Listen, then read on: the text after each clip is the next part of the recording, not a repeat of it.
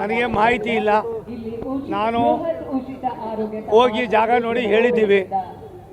ನಾನು ಬರೋಕ್ಕೆ ಮುಂಚಿತ ಆಗಿರ್ತಕ್ಕಂಥ ಇವೆಲ್ಲ ಕೆಲಸಗಳು ನಾನು ದಿಢೀರ್ನೇ ಬಂದವನು. ಪಕ್ಷದ ವರಿಷ್ಠ ಮೇಲೆ ಬಂದಿದ್ದೀನಿ. ಯಾವ ಸರ್ಕಾರಕ್ಕೆ ಏನಾದ್ರೂ ಗಾಂಭೀರ್ಯತೆ ಇದ್ದರೆ, ಎಲ್ಲ ಜನರ ಉದ್ದೇಶ ಎಲ್ಲರ ಜನರ ರಕ್ಷಣೆ, ಶಾಂತಿ, ನೆಮ್ಮದಿ ಒಳ್ಳೆಯದು ಅನ್ನೋದಾದರೆ ನಾವು ಕೊಟ್ಟಿರ್ತಕ್ಕಂಥ ಕೆಲವು ಸಜೆಷನನ್ನು ಅವ್ರು ಇಂಪ್ಲಿಮೆಂಟ್ ಮಾಡ್ತಾರೆ ಅಂತ ತಿಳ್ಕೊಂಡಿದ್ದೀನಿ. 3-4 ಸಾರಿ ಡೆಲ್ಲಿಗೂ ಬಂದಿರು, ಅಲ್ಲೂ ಹೇಳಿದ್ದೀನಿ, ವಿನಂತಿ ಮಾಡಿದ್ದೀನಿ. ಅವರು ಕೂಡ ಸ್ಪಾಟ್ಗೆ ಹೋಗಿ ಬಂದಿದ್ದಾರೆ.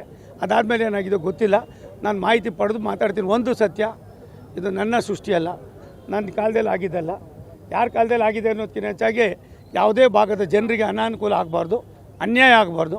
ಅನಾನುಕೂಲ ಅನ್ಯಾಯ ಮಾಡೋದನ್ನು ಎಲ್ಲೆಲ್ಲಿ ಗಮನಕ್ಕೆ ತರಬೇಕು ಈಗಾಗಲೇ ಎಲ್ಲವನ್ನೂ ಕೂಡ ತಂದಿದ್ದೀನೋ ಇಲ್ವೋ ನಿಮಗೆ ಗೊತ್ತಿದೆ.